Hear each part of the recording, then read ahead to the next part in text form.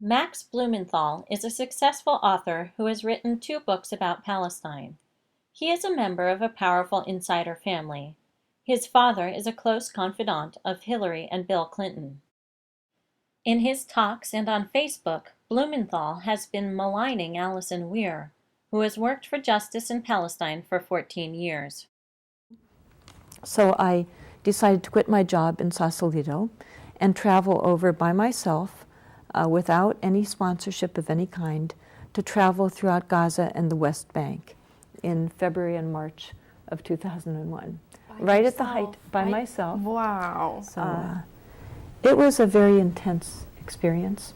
And when I came back, that's when I decided to start an organization to tell people the facts, to start something that would be nonpartisan, non-ideological. It wouldn't be ethnically based.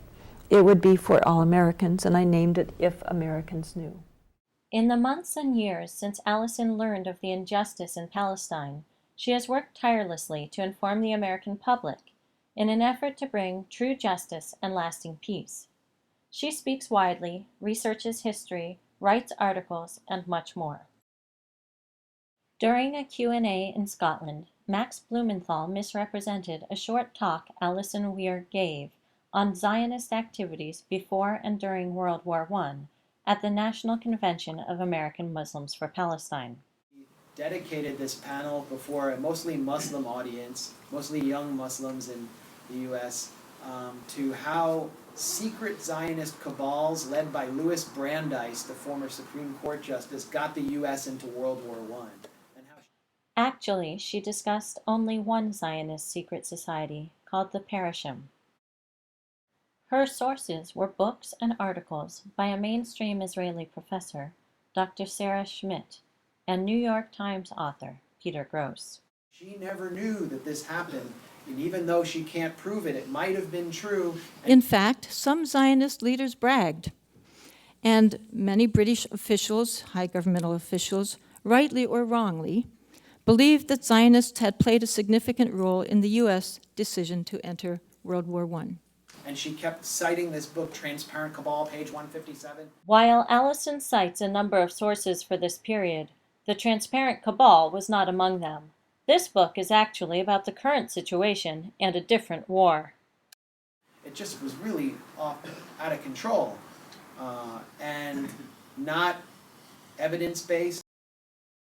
At the event Blumenthal is describing, students passed out copies of an early draft of Weir's book, Against Our Better Judgment.